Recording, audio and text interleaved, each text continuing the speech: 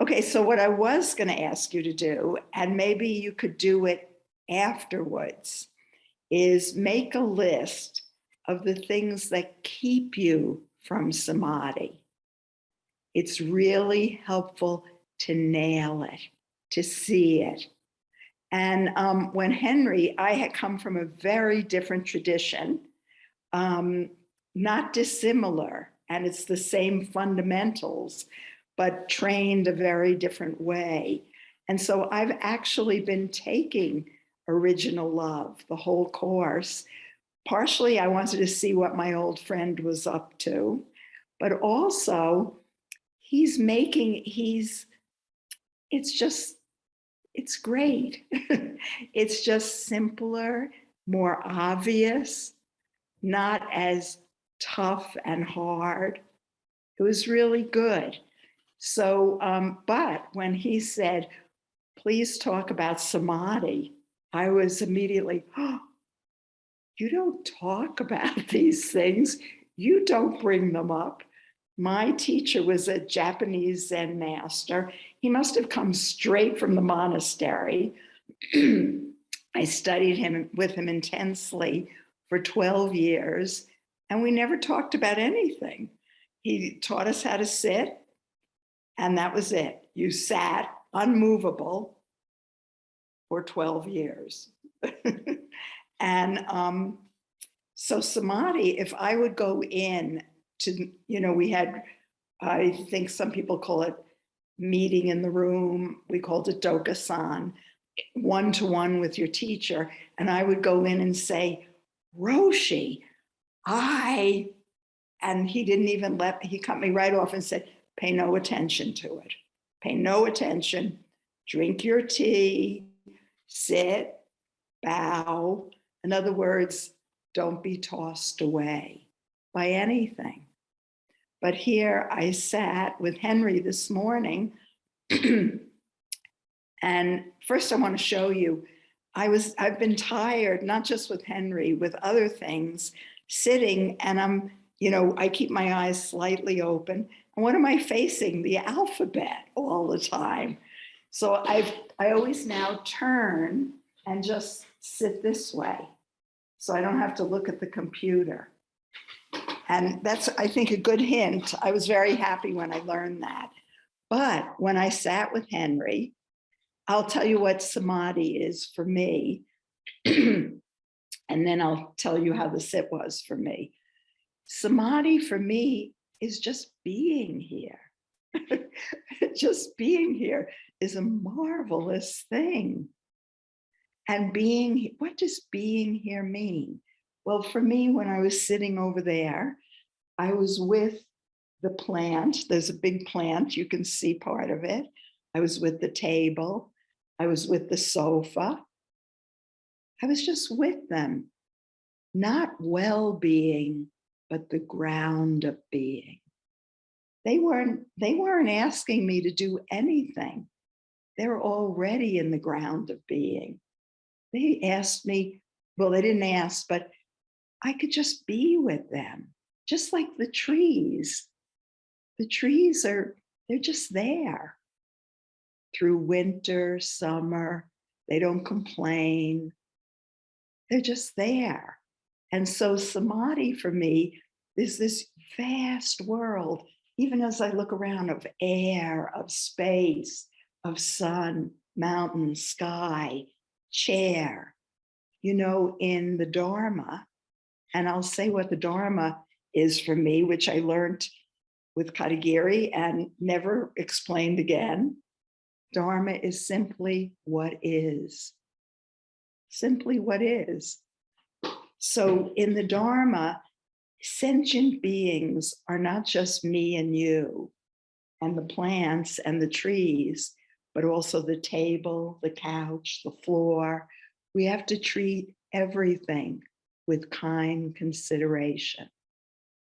So I was sitting there, I guess you would call it in samadhi, and I explained what samadhi is for me. And I'm going to give you two examples very recently of me. I use myself a lot as examples. of two ways that I was pulled away, and also I pulled myself away. You'll see. So yesterday, which was just on Saturday, I went on a long hike alone, and I went up a mountain, and it was a long hike. And then I find a tree that doesn't have too many low branches, so I can lean against it, because I'm not as tough a sitter as I used to be. You lean against it. And I always do this when I hike. When I get to my destination, I sit for at least a half hour. It's a wonderful thing to sit outside, even if you have to sit outside at a park, if you live in a city, or in your backyard. It seems easier. The whole world is coming to you. So I was sitting, and I have to say, it went very, I don't know if deep, big. Suddenly, I was feeling the earth turning very slowly. I was feeling everything. It was huge. And then I began thinking, just for a moment, I forgot, does the sun go around the earth? Because that's what it felt like. It felt like the sun was going around the earth. And just then, a man and a woman walked by. And so I said, excuse me, could you tell me, how does it work? Does the moon go around the sun? I've just forgotten. And they looked up, because I was on a little high cliff. And they said, and the woman said, they both thought for a second, because they weren't expecting that question. And they said, no, she said, the moon goes around the earth. And then I said, and the earth goes around the sun. And they said, yes. And they kept hiking. And then the man stopped and said, is there anything weird going on up there that we should know about? I said, no, it's all okay. I'll let you know if it gets weird. And then they went, and I started sitting again. And I noticed my solar plexus was just beaming, just as big as the mountains and the sky. And the next minute, I was planning dinner, and I caught myself. That's called monkey mind. I got scared. I caught myself. It was all getting too big. I was alone, hiking way up on a mountain. Whatever you call, I call it monkey mind. Some people might call it ego, but I don't use ego. Some monkey mind trying to solidify, keep me safe, make sure I survive. So I started planning dinner instead, but I caught it. I couldn't get back to that place, but I caught, I watched myself. So that's one example where monkey mind, or whatever keeps us from samadhi, moved in. I'm going to give you the other side now. A month ago, I was on a vacation, and we went to the ocean with two friends. And it was a very odd situation, and it wasn't that good. And I was the only one in the ocean. They didn't go in. And I'd go all day. I was in the ocean. But while I'm in the ocean, I'm bitching the whole time. They're not swimming. I just went on and on and on, and didn't even notice I was going on. I was so righteous. That's monkey mind again, solidifying. But I'll tell you, so I'm going on and on. You must have had that, where it's painful. Sometimes I used to do it when I'd visit my parents. They're not. So I went on and on for 3 days. Every time I went in the ocean, here I am in the ocean, and I'm bitching. And I'm just up here. I'm not even feeling the ocean. And suddenly I caught myself. I said, Natalie, shut up. You haven't stopped. Stop. this is what you do. This is a way to stay away. I was very stern. And then I said, stop it, shut up, stop it. Because I knew it had to be forceful, because this had been going for 3 days, had full reign. So I had to be very tough. And suddenly, boom, the awareness, I opened up. Nothing was wrong with my friends, and I was in the ocean. I swam for a while. I got out, and the world was my world. It was bigger than this. But I want to talk. So I'm using 2 examples of 2 extremes. I want to give you an example. Okay, so all of you, now I know you don't all have a sky, and New Mexico is no longer like this, but I want you to imagine a sky, a night sky full of stars. Now, I found out that some people have never, my students have never seen it, but you've seen it at least in pictures where, and maybe when you went to summer camp or something, full of stars, just, I mean, billions, incomprehensible. And what we do when we're scared or when we're holding in, and this is natural to everybody. I want to say that. And I say the mind. But what is the mind? What I'm talking about now, I used to experience it up here. But when it gets big, the mind is everything. Heart, mind, but not just heart and mind, knees, elbows, hands, and extended to everything. But what I'm talking now is the mind. I always experience it right here.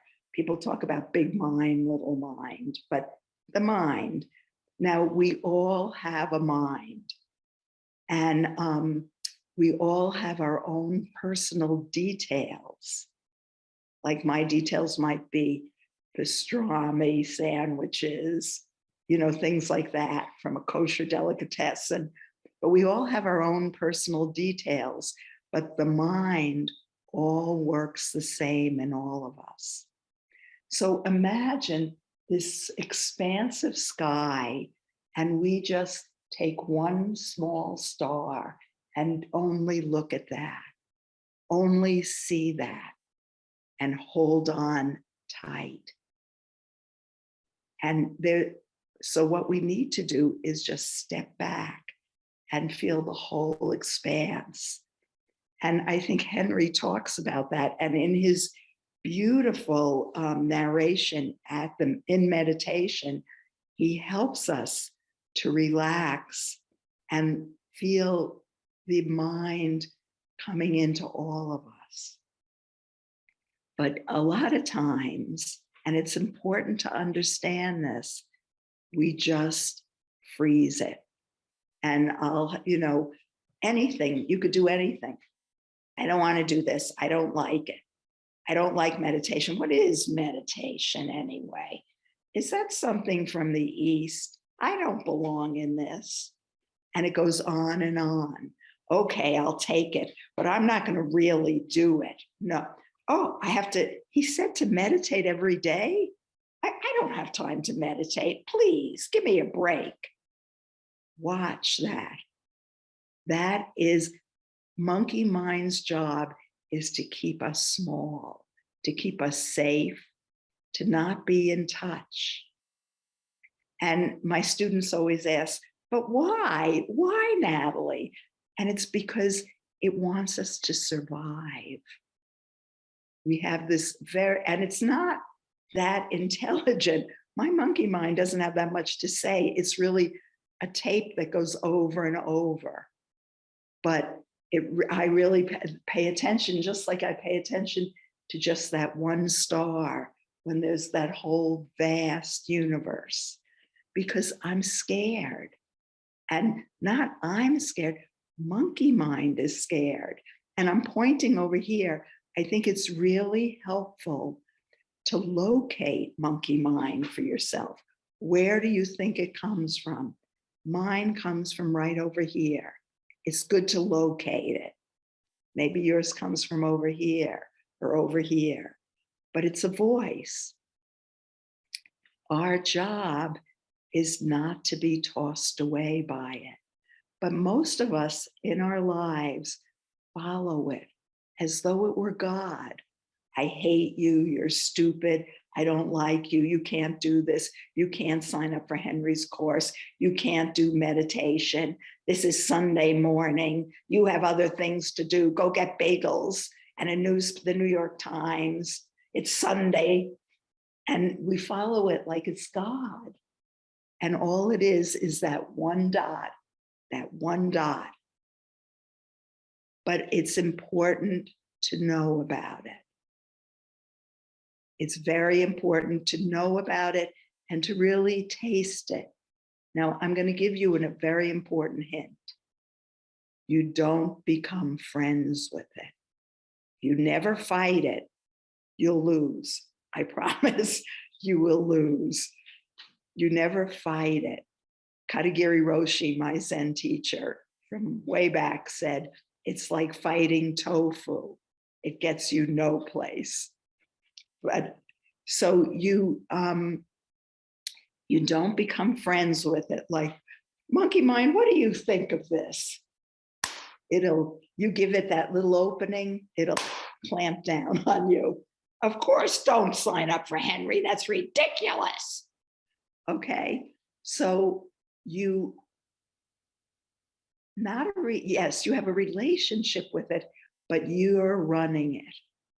You see it, you know about it, and you have to keep knowing about it. Because if you don't, it'll move in and take you over. Like it did in the ocean. Here I am in the ocean, and I'm not in the ocean. Does that make sense? I hope so. So what you have to do, not make friends with it, but become aware of it. And it's very tricky. It'll try different angles. Okay, I've got that one. I always fall asleep when I sit, so I can't sit. Once I catch it, that's monkey mind. It'll fade for a minute, and then it'll come with a new tactic. It has unbelievable tactics. It'll fade. And trust me, I've been working with it for 50 years. And if I tune into it, it says, about writing, which is one of the things, how I really learned about it. You're stupid, Natalie. You can't write a book. And it's a waste of time and you'll never make a living. And it goes on like that. It doesn't even stay current. It doesn't even stay current. I have made a living as a writer. I have a career as a writer, but as soon as it'll just go. And except I'm onto it. But I have to tell you, it gets more and more subtle. And I'm thinking about when I wrote one book ago, Let the Whole Thundering World Come Home. And it was right after I had cancer. And it was about cancer. I didn't want to write about it. And so I said, okay, Natalie, 1 hour a day. That's all you have to do. And I run out of the studio as soon as that hour was up. And then one day at the edge of the sofa, I thought, this is just monkey mind. Again, I got you. And after that, it just poured out of me, everything I knew about cancer. But before, I don't want to go back in there. I wasn't in there. I didn't have cancer anymore. And I was in that moment. But so I caught it again. But I'll tell you one thing. So another thing, though, we incorporated a lot from our parents, our teachers. My mother used to say, you're too smart, you'll never get married. But those things we incorporate. And I understand at the deepest level, She's trying to make me safe. I have to get a husband. And it's the whole society is telling us not to become who we are, because then we stand up. Then we're true, honest, naked. But the truth is, that's the only way we can help the world, is to be who we are and to stay with it. Stay with one thing. But there are many things trying to keep us small. And I have a picture from when I've been to Japan. When you go to the any monastery, there are always these big guardians at the gate, you know, asking you, do you dare come in? Do you dare sit zazen? Do you dare sit and meditate and enter a monastery? And here's, I hope you can see the picture of it. These are what the guardians look like. And this is what monkey mind at its best is, just trying to keep you safe. Get off that mountain, Natalie. Get off that mountain. And you, not only that, you went alone. What are you, crazy? And you didn't take your iPhone because you don't give a shit about them. What are you, crazy? But when you keep over time recognizing monkey mind and seeing it, what I have found, not always, the power of monkey mind lets go, and it like surrounds you and protects you. And then this guardian at the gate is for you. And wherever you're opening and wherever you're going, I don't even want to call it monkey mind. I don't know what it is, but it's protecting you. Not this way, but I've developed what I call the sweetheart. Monkey mind's over here. The sweetheart is over here. The sweetheart doesn't have much to say except, it's okay, Natalie. Keep going. It's okay. It's okay. It's fine. Keep going.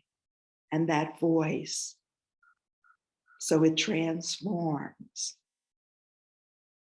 The next day, it's testing me again. It's constantly testing you. Can you stand up? Do you have the mettle to stand up? To stand up to monkey mind. And monkey mind is all over in politics. It's trying to make us small. I don't know if you know John Deere. He's a Catholic, Jesuit, ex-Jesuit, dedicated to nonviolence. And that's all he does is nonviolence. And one day I met him for tea. I mean, we were friends already. And it was during the Iraq War. And I said, John, there's so much suffering out there. I feel terrible. For the last 3 days, I've been so happy. I've just been happy for no reason, John, but there's so much suffering. And John said to me, you keep being happy, Natalie. Being happy is revolutionary. The whole world is trying to close you down. You be happy and open up. So it's really what Henry is teaching us. Henry is in those beautiful meditations. So notice and note, and sometimes for the whole sit at home, even when you do them by yourself, you're grinding out, you're planning. Henry pointed that out this morning. That's a good one. You're planning your next trip, or you're planning how to get out of this relationship, or you're planning how to clean the spinach for tonight. But you're planning. And just note it. And it's very easy. I could say, just note it. No, it'll keep in there. But you have another angle now. And just name it, monkey mind. All the work I did in therapy, with my mother and my father, and I did a lot of work, and it was a hard family. I understand now was me as a little girl trying to be safe. And that was a good idea. But now I had to unpack it. I hope this makes sense because I don't see you. Usually I teach and the students are right there. If someone isn't paying attention, I go over and kick them. That's the kind of Zen I was brought up with. And I want to tell you, probably the first 3 or 4 years when I sat, I just lived in monkey mind. Going, and when it was a retreat, the first thing I would do was plan to cook a pot roast. And I'd cut the onions in my mind, was cutting the onions, the carrots. Did I ever make a pot roast? No. But every session, every retreat, I made a pot roast. And then all other kinds of things. But in doing that, I started to have a relationship with that part of my mind, where it goes, what it's interested in. And one day I remember sitting, I remember very clearly, and I thought, you know, Roshi is sitting with us. She's right over there. And I'm just going, but I'm always showing up and I'm always sitting. I understand now that I was having a relationship. I really understood monkey mind. But one day I remember sitting and thinking, hey, Natalie, why don't you just try to be here like they talk about? Why don't you just try it? And so for a minute, I opened my mind. I stopped thinking and I was present. It frightened me so much, I shot off again into a thought. But I remember that. I remember that. And that's how I started to understand that I use thoughts to go away. Now, the mind, if you've discovered, you probably have, the mind is always creating thoughts, sometimes slower and sometimes really fast. You just watch them and accept the mind wherever it is because you can't control it. I promise. That was probably the most fascinating thing when I first started sitting, was realizing that the mind produces thoughts. I had no idea that it was always going. So that's the first thing. So I hope this helps you understand, and you can see monkey mind as a guardian, and then big guardian.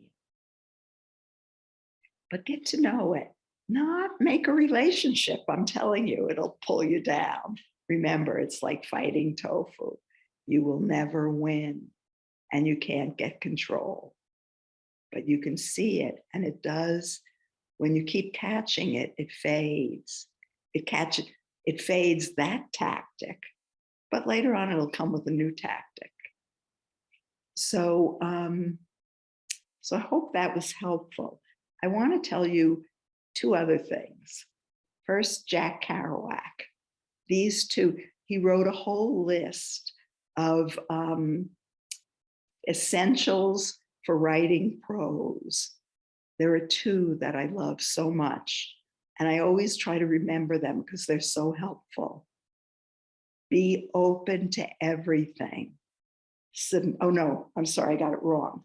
Be submissive to everything. Open listening. Beautiful. Be submissive to everything. Open listening. And the second thing he says is accept loss forever. Could you imagine that? Accept, ACCEPT, accept loss forever. There's going to constantly be loss. So to have that inside you, you're not so shocked. We're not so shocked every time there's loss because it's going to continue our whole life. Even the simple loss of summer. Already I smell fall. I feel it. And I get melancholy. But that doesn't keep me from sitting. I also want to encourage you, please keep practicing. Just practice. When you don't want to practice, practice. When you want to practice, practice. When you're not sure about practice, practice. Just keep showing up, keep practicing. I guess I have more to say. One of the things that Henry talked about was the flow, and everybody knows in athletics, running, you get into the flow and everything becomes one. And really, you're not running. Running is doing running. Writing is doing writing when you're in the flow. But actually, it's pretty revolutionary that Henry applied it to sitting, because the flow is usually an activity that suddenly you let go and it moves through you. But actually, which is hard because you don't have an activity. You're not running, you're not writing, you're not painting, you're just sitting. And see if you can get into the flow of just sitting. That's probably the scariest, even when I think about it, of just sitting and letting sitting do sitting. In a way, you're out of the way. Not this, but this. And I'm just here. What is it to be just here? People say, be in the moment. What is the moment?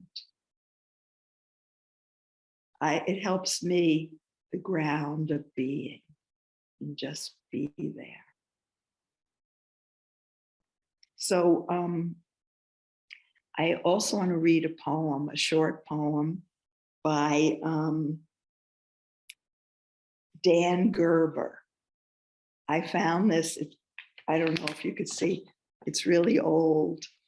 I found it up in El Salto Mountain in Zendo.